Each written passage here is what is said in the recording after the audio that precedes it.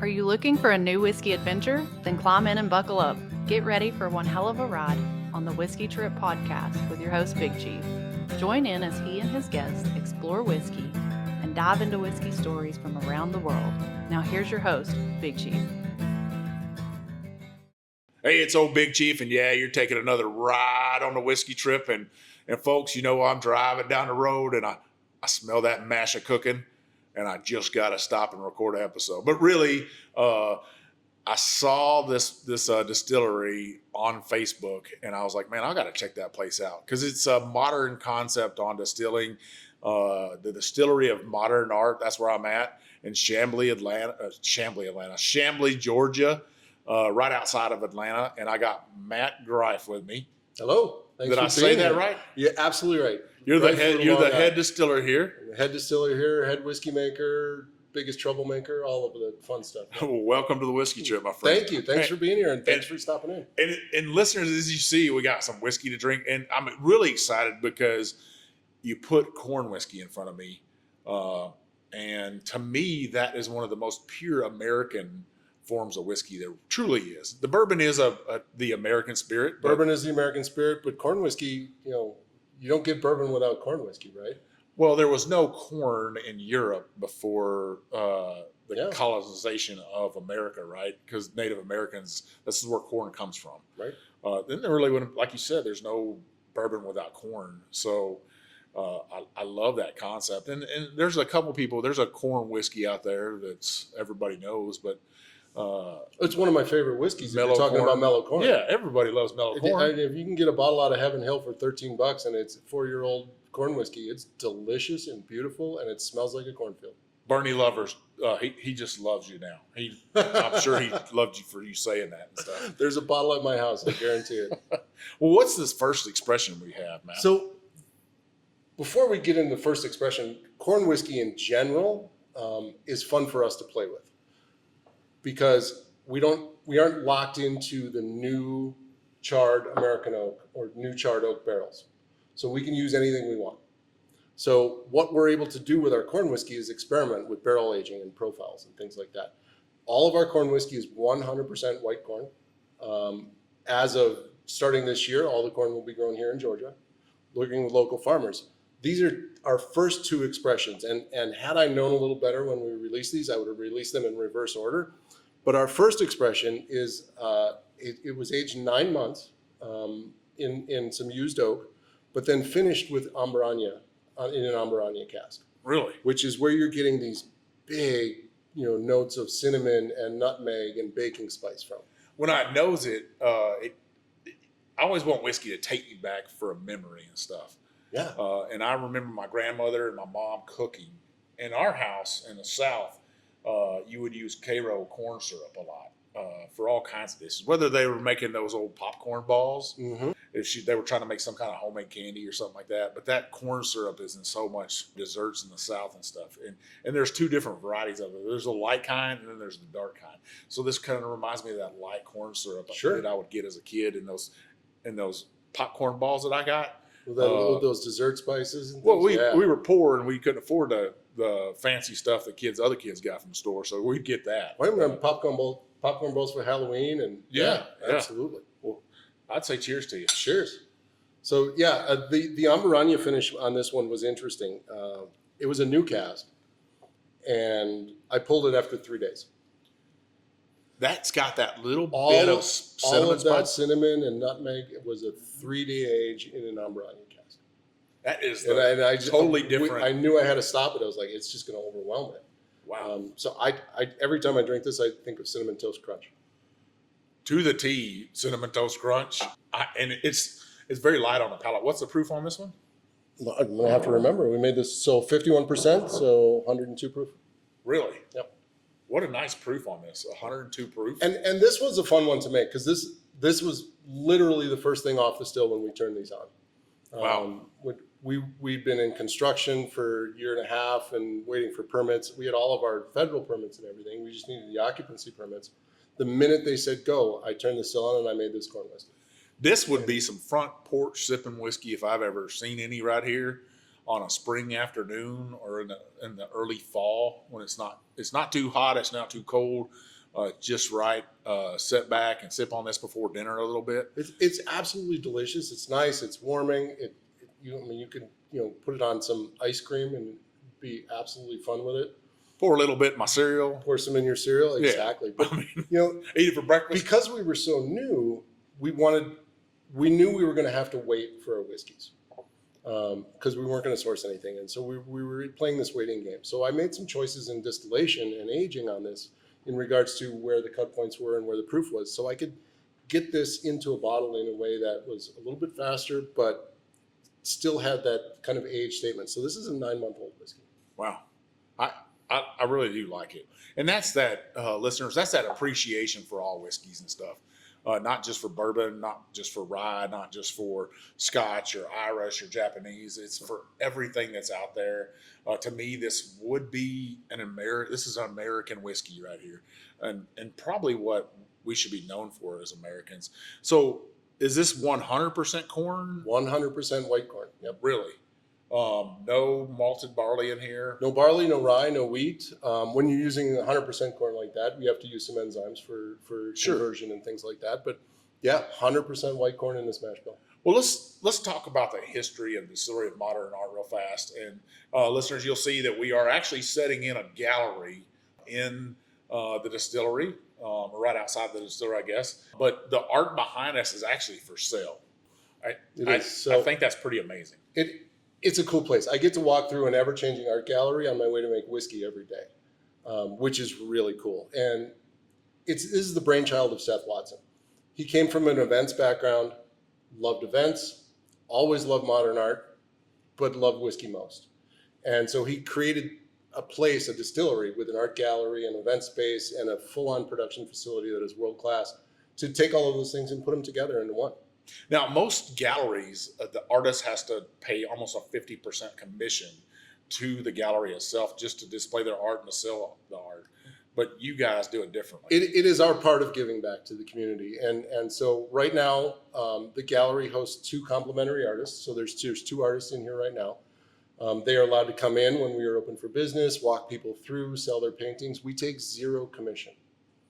It is the way of giving back, and it's a way of getting people into gallery space, because a lot of times you can't get into a gallery unless you've had a showing.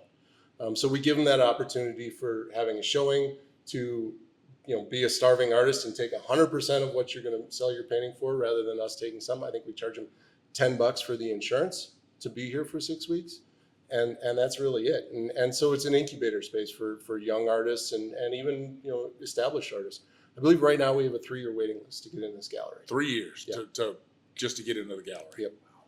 Wow. And it's Distillery of Modern Art. Is it always modern art, I guess? Or it's always modern art, but is something totally different every time. You see a lot of abstracts and things right now.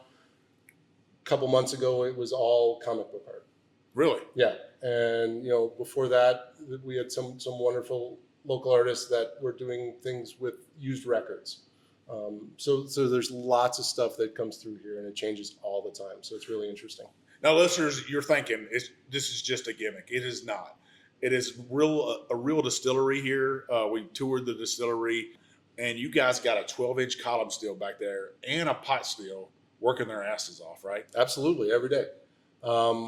I believe right now we are putting in, as far as proof gallons through a still go, more than anyone else in Georgia. We're distilling 5 to 7 days a week. A lot of whiskey comes through here. We do it for ourselves mostly, and for some other brands as well. We've got partners that are farmers down in Sonoya, Georgia, about an hour south of here. They grow their own rye. They grow their own Jimmy Red corn. But they don't have a distillery. This is Doc Brown Farm and Distillers.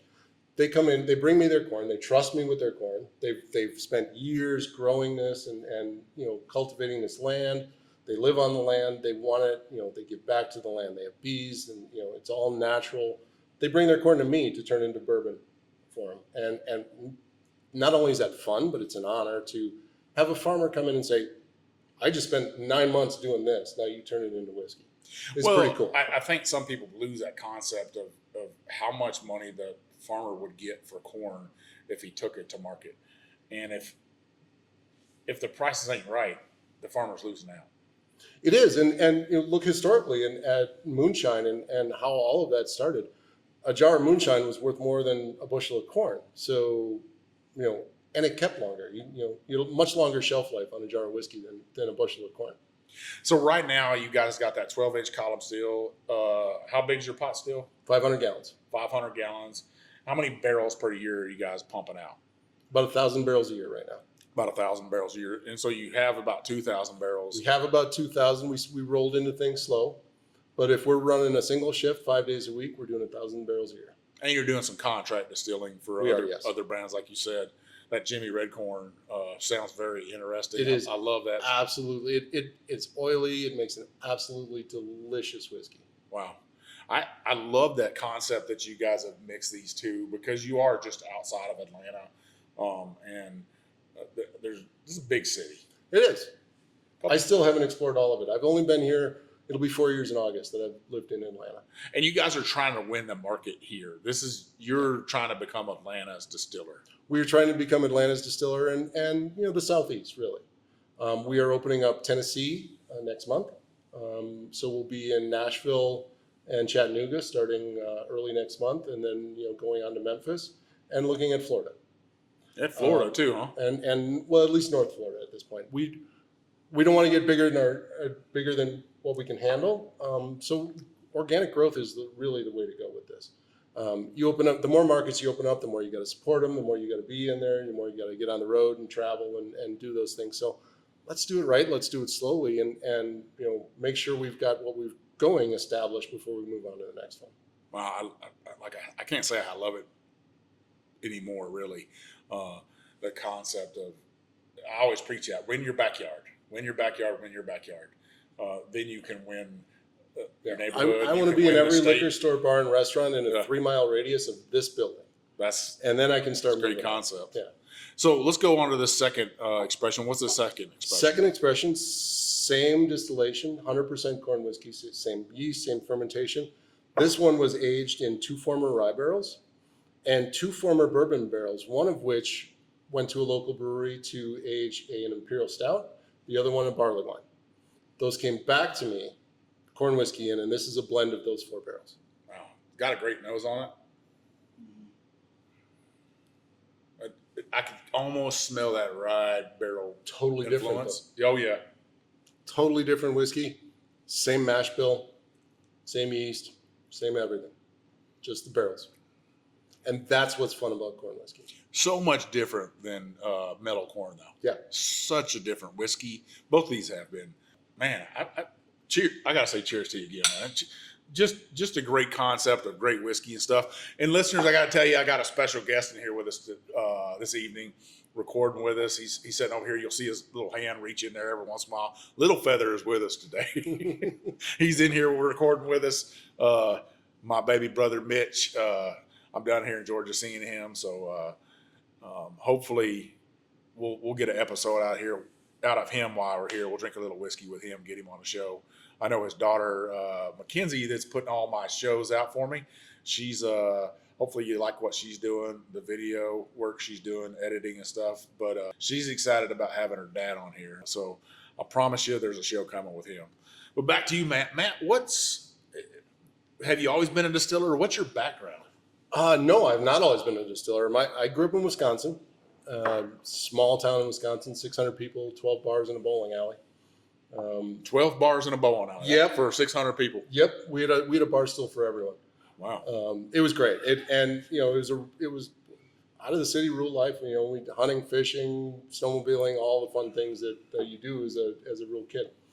After that, I ended up in Chicago for 25 years, working in film and television post-production. God bless your heart. Yeah. Yeah. It was a big change. And after 25 years in all kinds of different parts of Chicago, working in film and television, I had the opportunity to, take some of my passions for beer and whiskey and things, and with some good partners, open up a distillery north of Chicago in a little town called Highwood. And that was about 2 years before COVID. And they're still doing great. They're doing their thing. But I had an opportunity to meet Seth and come here. And, we aligned on everything. And it's scary sometimes that our palates are even the same. So when we're tasting whiskeys, we always make sure that someone else is there because we like the same thing every time. And so we'll say yay or nay, and we're good, but other people have to chime in too. So Seth and I have formed a great partnership. They're great people to work for here, and we just come in here and we make whiskey, and it's fun and just a great place to be. Yeah, that's a good job to have whiskey, right? Some people are like, man, you got a great job talking about whiskey. I do, because I get to try all these things that has just changed my mind totally. That first one, I don't think I've ever seen anybody finish a corn whiskey in a barrel before, but you guys might be the first in the nation that I've seen do that. Hats off to you on that. Great concept. So was it a learning curve, even though you were part owner of the distillery, to becoming the lead distiller, the head distiller at a distillery? I was the head distiller there as well. No one else had any distilling background, and I essentially taught myself at that point. Selected the equipment, installed everything, went through construction, and at some point after COVID and we were really getting back into distilling and starting, I decided to, in my mid-40s, go back to college and take the master's program at Heriot-Watt in Scotland. And I did the whole thing remote. So their 9 a.m. classes were 3 a.m. in Chicago. So I was getting up at 3 a.m., attending virtual classes, going to work, distilling all day, coming home, writing papers, and did that for about 2 years. I got through the whole program with the exception of the final paper, and I was like, I think I got enough out of this. Let's go make some whiskey now. And then coincidentally, that was right before this opportunity popped up, and here I am. What's a program like that cost you? You paid for that out of your own pocket? I did, yeah. And what's something like that run for somebody who was interested in doing that? I guess you look at cost in terms of what do you get out of it. And what I got out of it, the cost ended up being cheap. I forget exactly cost. It was in the thousands and tens of thousands, sure. But what I learned from it and what I got out of it was the science background behind what I do here. The science and the math background was the big thing. Now I know the science, I know the math, I know the history. Now I can take it where I want and bend those rules and do some different things like you're going to see here. But now you're taking the science part and mixing it with that art part, right? That exactly. Craft of actually setting at a still and actually working that still and kind of tweaking stuff to where you want it and stuff with the mash bills, be it, or different enzymes or different yeast. Different yeast, all the way down to temperatures. Now, what temperature do I ferment at? What temperature do I mash at? Sure. All of that stuff, it all comes into play. Have you had anybody that's in the distilling industry influence you that's helped you along the way and said, hey, so many people. One of the first things I did when getting into this was I took a weekend and I drove down to Louisville from Chicago and walked into Moonshine University, met all of those people, took a fermentation class with Pat Heist from Wilderness Trail. Pat and I still chat to this day. I sent him a bottle of rye whiskey a couple of weeks ago, and great guy, learned so much. And he has always been a person that I'll send him a text message and he sends me an answer. He's got other things to do than worry about what I'm doing. I am a customer and I do buy yeast from him, but he's got millions of dollars to spend. That's what Pat has to do and play heavy metal. Exactly. And that first night we all went out and had heavy metal karaoke after Moonshine University, and that's when I realized that I like this guy. He's pretty amazing. He is a pretty good guy. His beard is legendary. His whiskey knowledge is remarkable. Absolutely. And what he's learned in I wouldn't say a short time, because Pat and Shane had that opportunity to go into so many distilleries. He has spent a lot of time troubleshooning in distilleries and learning, what's wrong, what's right kind of thing. Yeah. He's seen the worst of it. He's seen the best of it. And especially with Firm Solutions, they got to go in and help fix people's issues. What's one thing that you've wished that you would have known first off, and you're like, man, I made a mistake by doing that? Has there been anything like that? No, because I always learn from those. So you're glad you had those mistakes? I know what I know now, and I can do the things I do now because I've screwed them up 100 times. And there's been some bad nights in bars for me where I wish I wouldn't have did those bad nights in bars. Yeah, we'll concede on that one for sure. But here, if we make a mistake here and something comes out different, I don't get angry. I want to know why, and I want to fix it. And I learn from that every time. It's kind of like that bad night in a bar. Yeah. I mean, I've learned from those mistakes, and I'm like, I'm not going back to that bar ever again. There's the devil in there. Exactly. Yeah. But make mistakes and learn from them rather than avoiding mistakes, because you just go farther faster. I certainly think that. So these two corn whiskeys, where else could you take this corn whiskey? All kinds of ways. I have wine barrels with corn whiskey. I've got red wine barrels, white wine barrels. I've got rum barrels. All kinds of things are going on in that warehouse right now that are aging corn whiskey, and it's really fun. And it's still at a young age. Very young. Are you going to try to age some stuff out longer? We are, yeah, and I've got some in there. Like I said, we've been doing this 3 years now, so we're at the 3-year mark on some of this corn whiskey that's been sitting in barrels. So instead of 9 months or 18 months, we're at 3 years now. Let's talk about the bottle for a second. Little Feather was pointing out the artwork in the bottle. So the bottle, this is the most difficult label that anyone has ever produced, and I'm incredibly proud of it. I had nothing to do with it. This was all done before I got here by Seth and his design team. But every element on that label is reflected in this building. The trim in the back, it mimics the angles in the design. So the label has two-sided printing, emboss, deboss, foil, all this stuff. But every one of them has a piece of artwork on the back. And what Seth did is he took the spirit and he took it to a local modern artist and gave him a 40 by 40 canvas and said, paint me an abstract image of what you're drinking out of this bottle. And they came up with totally random different things. And he took those canvases. They're hanging in the back hallway here. They're the permanent art in the building. He digitized them, and each one of these whiskeys and our bourbon, our gin, our ryes, vodkas, all of that have that image on the back. And it's forever there. The artist's name is on the bottle. The name of the work is on the bottle. And it's a really interesting concept and nothing I've ever seen before, and 100% behind it. I mean, I love that whole concept of giving back to artists. And I've seen other distilleries have that concept of let's have an artist that makes this or and put that and give credit to that artist, because there's so many labels out there, right? The famous Blanton's bottle. The artist of that never has gotten credit. In the concept of that bottle, I think that's what sells that bottle right there mainly. It's not so much the whiskey inside of it.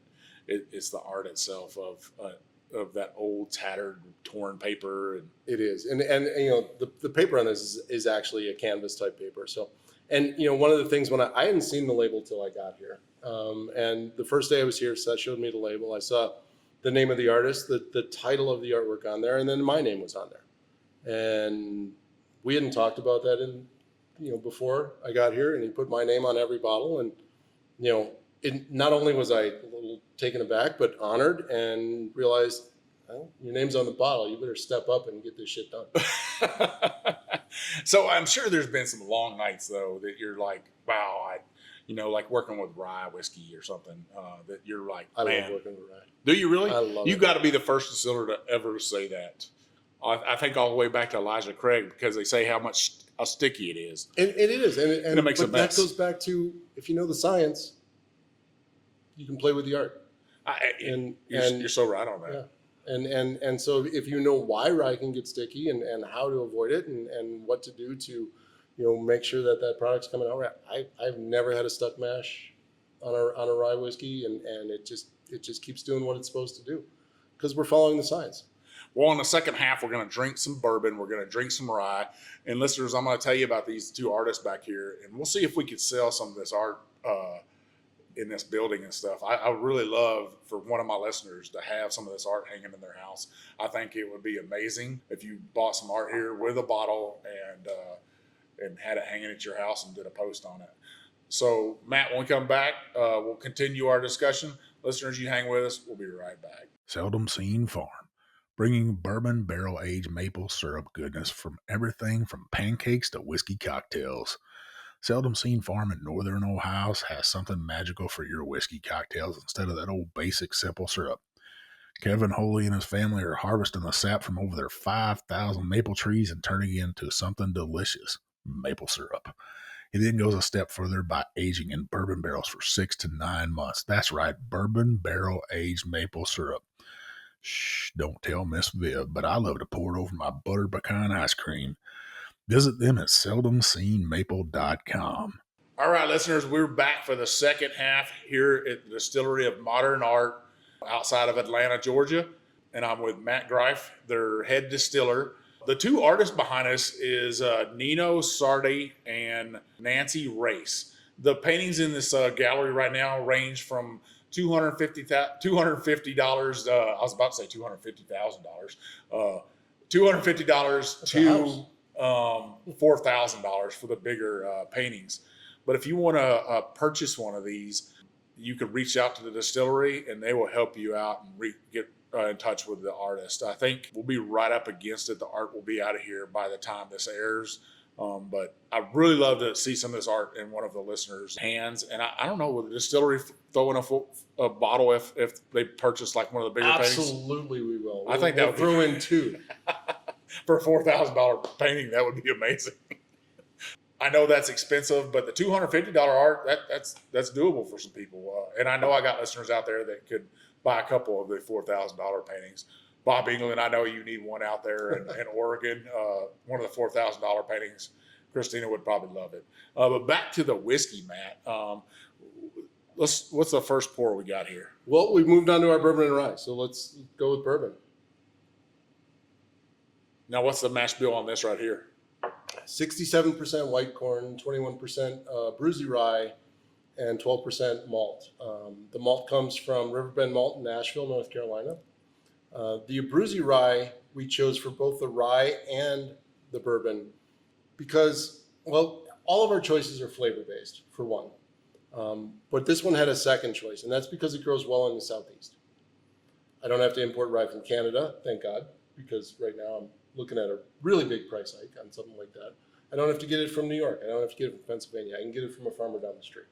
Well, that's if it's going to be, I think, if it's a American whiskey, I almost like to see that all the rye that goes into a bourbon or rye in America comes from America. It just makes sense. Yeah. Because we're helping American farmers. We're helping American farmers, absolutely. I think 100% we should do that. But then you're in Georgia and you guys are trying to go to 100% Georgia-based farmers. I got pictures yesterday from my rye farmer. Rye you plant in late fall and harvest in early summer, late spring. So I'm about to get a rye crop coming in. I got drone pictures of the rye fields last week from our farmer. It's big green fields blowing in the wind. It was beautiful. Now, I know a lot of listeners out there thinking, well, it's wintertime. They think that the harvest for rye would be in the fall, but that's not correct. Rye in America is a cover crop. And what I'm talking about is cover crop is back in the 20s, back in the teens, 19 teens, you looked at erosion and we had the Great Dust Bowl. So what the federal government did was come in and teach farmers how to grow cover crops. And two of those cover crops just happen to be really good in whiskey. You've got wheat down in the South, in the deep South, for a cover crop in the wintertime when you're not planting corn or soybeans, because that's when you would harvest those is in the fall. So then you want to try to keep your dirt on the ground, because if you plow it up and the wind comes along and takes your dirt away, and that layer of topsoil you really need. And that's what created the Great Dust Bowl and stuff. So they teach them how to plant these cover crops, rye and wheat, and they're harvested in the springtime. That's when you'll see those golden fields. And that kind of does two things for that farmer. It gives them two crops to plant throughout the year, but also it saves the soil. So, well, it was interesting. And dealing with farmers and talking with farmers, a lot of them do plant rye, but they don't plant it so close together that it's a harvestable thing. They just end up tilling it under and then planting corn on top of it. But so to make enough so that a field is putting on enough bushels for actually making a thing, you go to them, tell them, I'll buy your rye. Let's do it this way. and then working with local farmers. There's a commitment. What if they have a bad year? What if the weather knocks it all out? So we're committing to them to be their partner in this, whether or not. Like, so if the weather comes in and knocks out their ride, he's still going to get something from me. Not leaving them in the lurch on that. And that's. What are you giving them? A bottle of whiskey? Well, No, I'm no. just It's messing with you. they're planting rye for us. They're growing rye for us. Yeah. We're weather's not his fault. So it's one of those things where we're in a partnership now.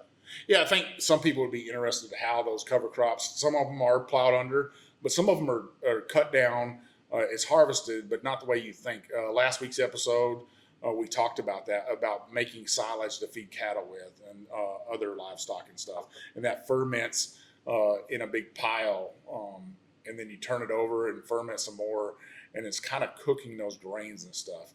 Now, what do you guys do with your spent grains here? I've got a cattle farmer about 45 minutes from here north. He comes once a week, depending on our schedule. Right now, once a week, fills a 6,000-gallon tanker with wet stillage and hauls it off and feeds his cattle.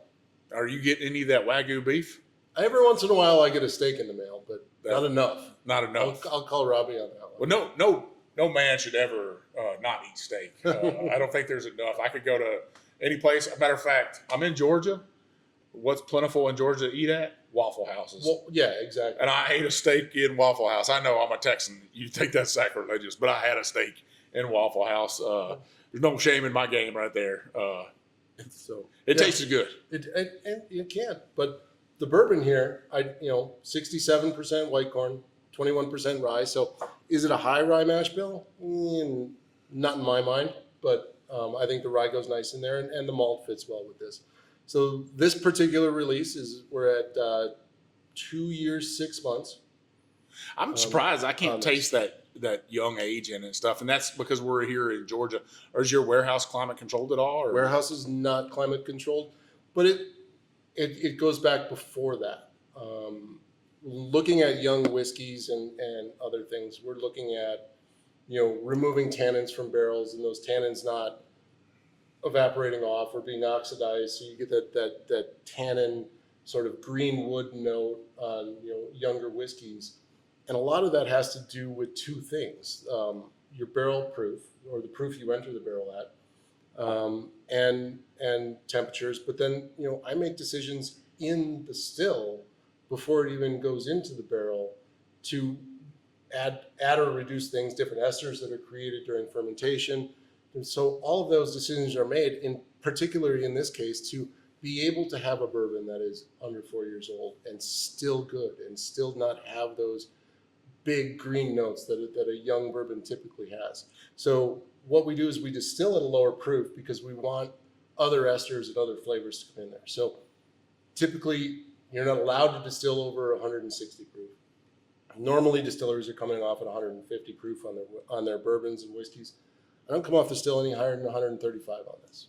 Yeah, I would say the average to me is I've seen from 105 up to 125, 140. Yep. And No depending higher on but I go the biggest thing, and I think the biggest thing really is barrel entry proof, because the science on barrels are it's still out there, but there's water soluble compounds in wood and there's alcohol soluble compounds in wood.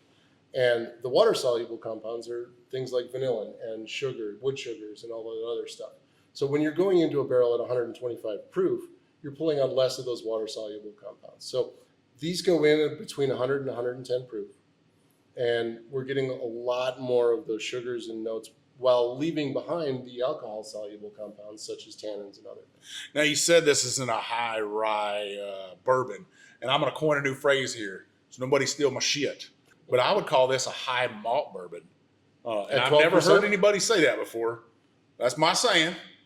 Don't be stealing my stuff out there, listeners. But a high malt. And what reason I say that, typically, you don't usually see people use more than 5% malt. Yes, and I'll tell you why. Bourbons. Traditionally, malt is used for its enzyme properties in converting starch to sugar. Mm-hmm. And not thought of in terms of the flavor it adds to the final product. These malts were chosen based on the flavor that they add to the final product. These are not just flavorless distillers malts. There's actually two different kinds of malts in here, and those were flavor-based decisions based on what they added to the whiskey, not just the chemical compounds they had to help make the whiskey. If I wouldn't have known any better, I would have thought that you mixed or blended a Irish whiskey with some bourbon and got this right here because of those higher malted barley notes in here. And to me, everybody's like, hey, what's your favorite whiskey? What's your favorite bourbon? I just had somebody ask me at a bar last night that same thing. And it's hard for me to answer that. But what my answer typically is it's the next thing I'm going to find out there. It's that next whiskey that's just going to take my breath away and say, man, that's something different. That's something pleasing. And something about that high malted barley in a bourbon is something different. Hopefully you've never heard that before. I have not. No, this is the first time I'm we've gonna have to talked make a about that. T-shirt out of that. Yeah. So on to the second pour you got here. What's the second pour? So think of these as a pair, and I really made this in terms of what we have is a 90 proof bourbon whiskey that is an everyday drinker, goes great in cocktails. It's not going to break the bank at $49.95. We're never going to put out $150 whiskey out of this place. Seth and I don't believe that that's sustainable. We don't want to be known for expensive whiskeys. We want to have a bourbon that is absolutely delicious and affordable that everyone can have anytime. Take that into rye and we go up to 100 proof. We change the mash bill a little bit. So 70% rye, 15% corn, 15% malted barley, two different malted barleys again from Riverbend. All totally different notes. Again, whole Abruzzi rye, white corn, and these malted barleys. But the fun thing is we know science-wise, and bourbon takes a little longer to age than rye whiskey. And so at the same age, these two whiskeys drink like two different ages. Completely. They're the same. They're about 2.5 years old. The nose on this, just that crisp apple. And then when you drink it, it's like from the crisp apple that's been freshly sliced to sipping on it is the apple pie made from that apple with a crust and some creaminess. Very, very beautiful rye whiskey. I'm so proud of this rye and so happy with it. The Abruzzi rye itself, and we're going back into science here, but the reason ryes are spicy is it happens during fermentation. So you can go grab a handful of rye grain, chew on it. You're not going to get that high pepper, spice, clove note that you get out of a rye whiskey. And that is because during fermentation, the yeast turn compounds in the rye itself to those spice notes. Well, that compound in Abruzzi rye is at a much lower percentage than typical commercial ryes that are used in whiskey. So what you end up getting out of this is more floral notes. I get spearmint, like chamomile, different, almost like tea notes out of it. You still get a nice spice and a nice peppery bite to it, but it is a much tamer rye whiskey than a lot of big spice bombs, even at 70% in the mash bill. It's almost to me it's like halfway between a Kentucky style rye that's more bourbonish and that German style, Maryland style rye that's that 95.5 or 100% rye that's very candied. And if you went somewhere in the middle of those two listeners, this is what you're going to get right here. Simply amazing. What I'm looking for is something different in every distillery, because I don't think Matt, you don't want to be a Kentucky distiller. You don't want to be a Tennessee distiller. No, you want to be a Georgia distillery. Yeah, we are a Georgia distillery. What we make here is, we want it to be grown here. We want it to be bottled here. We want it to be sold here. We do want to get out into the rest of the world, of course. That's how we're going to make our money. But we're proud to be a Georgia distillery. We're proud to work with local farmers. We're proud to work with local farmers that we can sell our spent grain to. We want everyone locally to enjoy this, and we want a product that is unique to the Southeast and unique to Georgia. And I think that is exactly what we nailed with this rye whiskey. Well, I think you nailed it. I'm so proud of this one. Yeah. So where does the future, what's the future look like for Distillery of Modern Art? Interesting question. These whiskeys are getting older. We're having fun with them. We're doing all kinds of things. We've got some small barrel programs coming out for some local people. Lots of requests for us to do other things. We have 7 core products now. Our vodka, our peach vodka. Peach vodka flies out of here. It is a flavored vodka unlike any other that we do, and it doesn't taste like chemicals. Our gin is award-winning. New Orleans Spirit Competition and Tales of the Cocktail gave us Gin of the Year last year. Traditional London dry style with a little bit of a modern twist with some Szechuan pepper. We make an Amaro, which is a non-traditional Southern thing. You're going to find Amaros in New York and other things. It's a traditional Italian liqueur, but we made it with a Southern twist. We put some peaches in there. You made it a Georgia twist. Yeah, exactly. So I wish I could get all the Georgia peaches in the world, but South Carolina grows more these days. What about a peanut-based one? Because when I do think that you drive anywhere around here, so you might have something like that. I do now. Well, you drive anywhere around here, you see these little stores, you see boiled peanuts, boiled peanuts everywhere. And then Atlanta is known for one type of soda here, Coca-Cola. Yeah. Any chances of doing something with a Coca-Cola or a cola style whiskey? If they want to pay for it, we're all in. You're all in. Yeah, absolutely. We'll take Coca-Cola money all day long. Or maybe taking that syrup and putting it in a barrel, taking it out, and then aging some whiskey in it. I would try fermenting it, but I think the acidity in there would kill the yeast really quick. But if you've aged a whiskey in one that's had that finish, I've tried to get the Texans to do this with Dr. Pepper, and they're just like, it probably won't work, OBG. But I think, in my mind, it works. Speaking of Texas, there's some interesting things that are going to come in a couple of years, or maybe a year. I took 2 barrels each of the bourbon and the rye, and along with some barrels from our friends Doc Brown of their red corn whiskey, and we sent them down to Texas Tales Distillery, and they sat in Galveston during the heat of the Texas summer for 9 months. We just got them back and tasted them side by side with barrels from the same batch that didn't go, and the difference is incredible. Some magical Texas heat. Actually, I mean, Texas, I don't know if you've been to Texas Tales yet, but it's in Galveston between the ocean and the bay, and they're briny, they're salty. You can taste the ocean. It's really interesting stuff. I absolutely love whiskeys like that pick up those characters of the salt air. It tastes like where they were sitting, which is really interesting. The weird thing about the Gulf, and I just spoke of this over at the New Orleans Bourbon Festival about the Gulf Coast and whiskeys and what humidity does to whiskey in the barrel. And what it does is it helps with evaporation of those angel shares, so you get less of an angel share down there. Well, it does all kinds of things. You get less of an angel share, but you get 2 kinds of whiskeys out of Texas, right? You get Gulf Coast whiskeys where it's high heat, high humidity, and you're evaporating alcohol because the air is already saturated with water. You take that put that in West Texas, and you're getting proofs that are going astronomically high because you're evaporating water and not alcohol. Sure. Because it's dry and hot. Yeah, it is an amazing thing, the microclimates of Texas. I can't even call them microclimates, really. They're giant climates, but the swings in weather there, the swings in climate, it is amazing and stuff. And I love to point out that to people, like Georgia has a different aging process than it would be up in Kentucky. Everything's different. But when I filled up this room here, we had enough barrels. We needed to get a warehouse online. Let's go find a warehouse.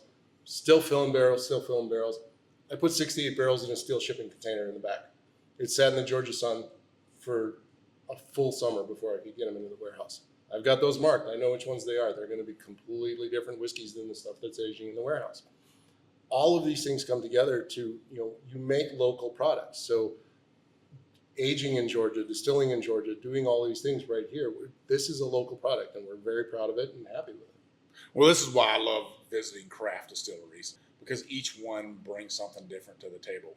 And it's that artistry, that I'm looking for. I'm not looking for the same whiskey on the shelf every day.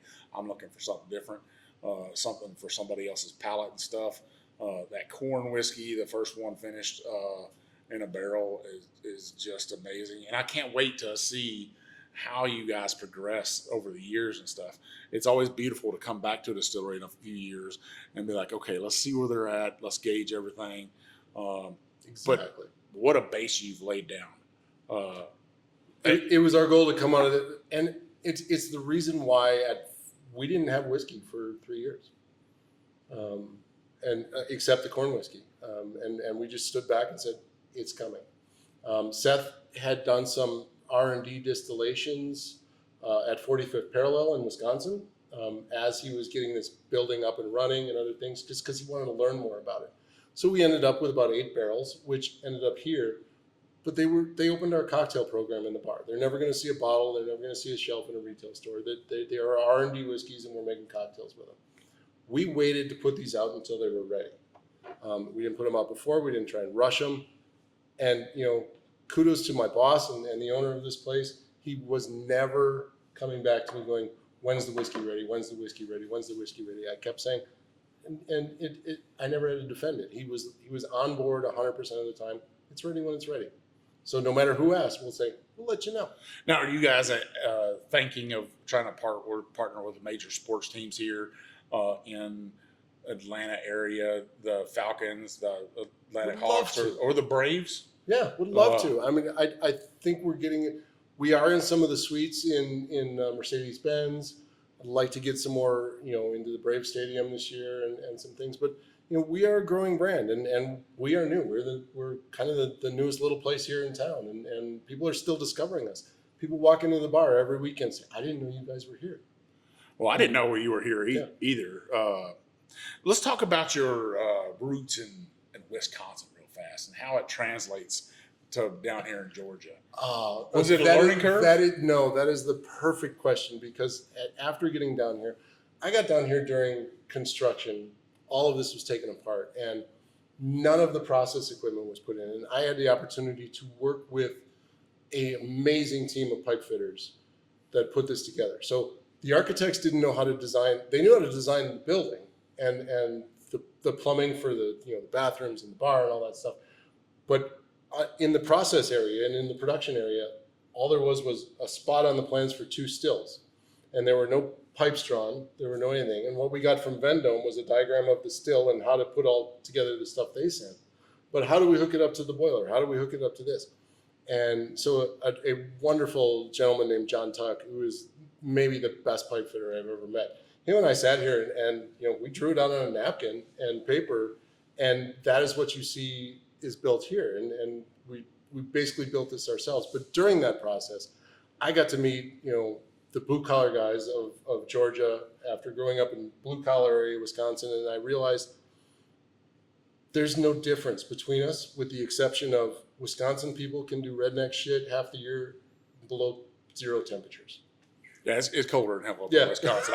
I know So that for a fact. we do the same weird stuff. We're just colder up there. I broke ice into Duluth, Minnesota, in the middle of winter, and back on my active duty days and stuff. Well, let me ask you. I just got to say, Big Ten sucks. But are you a Badgers fan? I'm a Badgers fan and a Packer fan for life. Yeah, but Big Ten sucks. I have become a Georgia fan. Oh my goodness, bandwagoner. Not so much. SEC SEC football is a totally different animal than it is Big Ten. And, you get wrapped up in it. And I flew my nephew is starting quarterback for his high school team last year, blew out his knee. It's your birthday coming up. It's your graduation coming up. I got Georgia, Tennessee tickets. I said, get your ass down here. Flew him down for an SEC game. The two of us had just a ball. And, we've all been to Wisconsin games. I love a game in Madison better than anyone. But this was a totally different experience. It's a different so animal, much fun. Yeah. Everyone was so nice, and it was just a good time. Let me ask you this. So, the first half you mentioned 6 bars and a bowling alley. I'm a hill country boy. Little Feather's a hill country boy.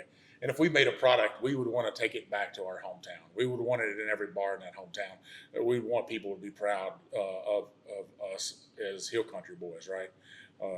Just from our roots and stuff. Any chance that you're ever going to try to take your whiskey back and get those 6 bars? We'll get there. And, it's funny. We were talking earlier about, websites, and you can buy all of our stuff online from our website, and it's direct to consumer. We can't ship out of Georgia, so we got to, ship out of DC, but you buy it from our website. And I look at the orders that come in from the website, and they're all my family in Wisconsin. That's all the people buy. Everything that goes to Wisconsin is my family. It's great. Let me ask you this question. Growing up, when was your first drink of whiskey? I have a great story on this one. I really do have a great story on this one. I don't know if it was my first, but it was my first drink that I seriously knew this was something that, I was going to love. Probably senior in high school, 5 or 6 friends, grabbed a quarter barrel of beer and a bottle of Jack Daniels and went and sat in my parents' basement and played cards. My parents weren't home. At a certain point, they came home and my dad came downstairs and, my friends were happy to see him and he just looked around at what we were up to and didn't say a word except for one of my buddies gave him that bottle of Jack and said, have a shot. And my dad sat down and poured himself a little glass and took a sip and everyone said, we got to have a shot. And he said, no, it says right on the bottle, sipping whiskey, Tennessee sipping whiskey. If you're not going to sip it, you're not going to drink it. And that's when I went, oh, okay, I get this now. And wow, what a great dad to have that teach you that respect for whiskey and stuff. And some people don't have that type of a father that would teach you that. He also grabbed all my friends' keys so they couldn't go home that night. But, yeah.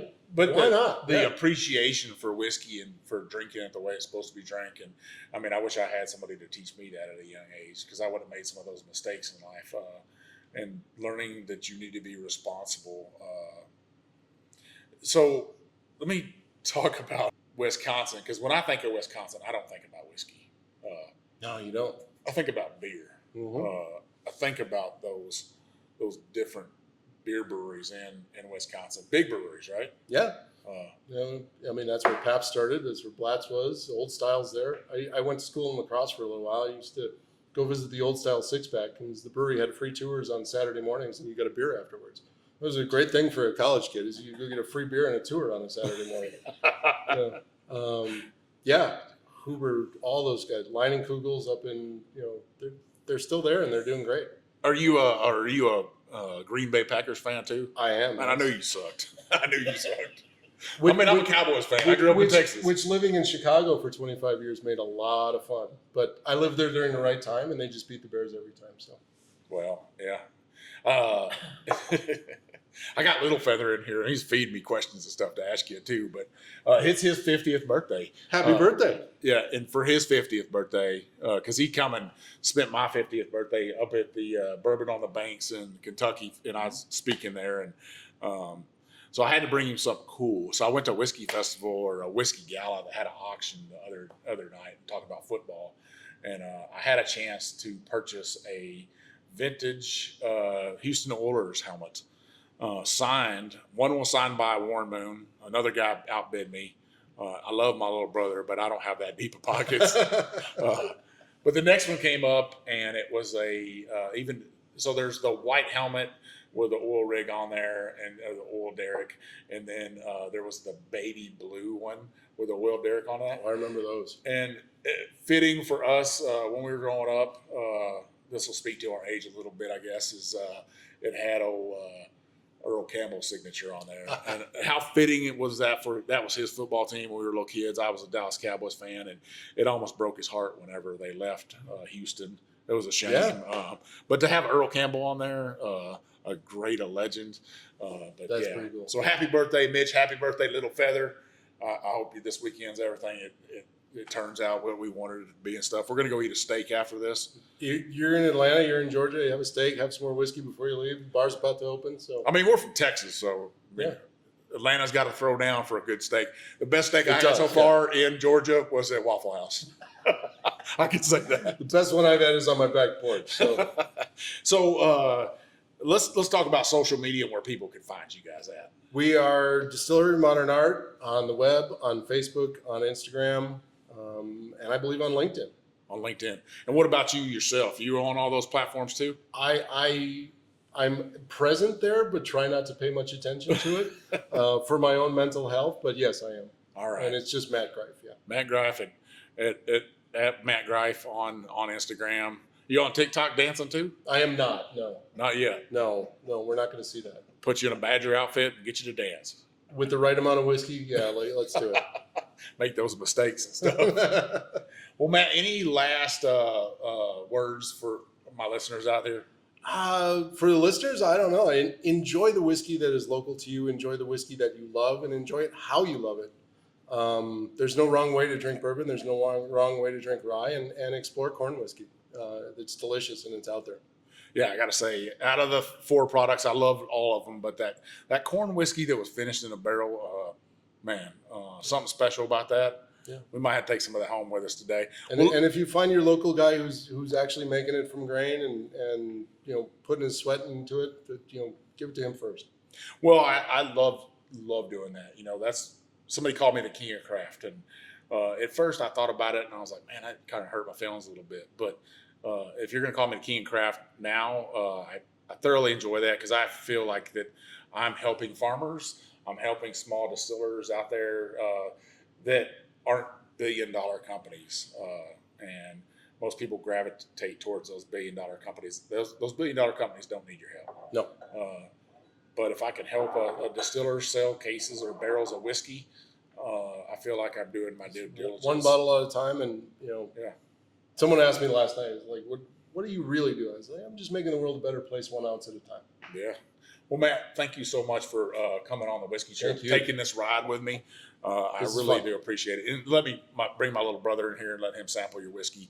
Listeners, you know where you can find old Big Chief. You can find me on Instagram, Facebook, TikTok, and now YouTube at The Whiskey Trip. If you're listening to me, make sure you listen to Mark and Matt on The Bourbon Life.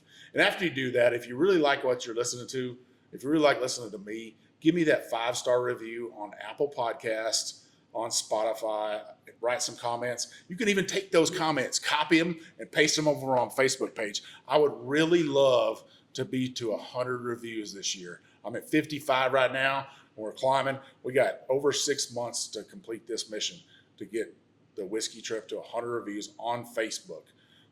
Invite your friends to follow that page. I'm at about 6,800 people right now, and it's growing every day. I will not buy followers. I'm holding to that. If you follow me there, follow me everywhere else. I'd really appreciate that. But those comments, those reviews, they get great guests on my show, like Mr. Matt here. They also get great whiskey in my hands, like the Distillery of Modern Art whiskeys, this corn whiskey, their bourbon, their rye.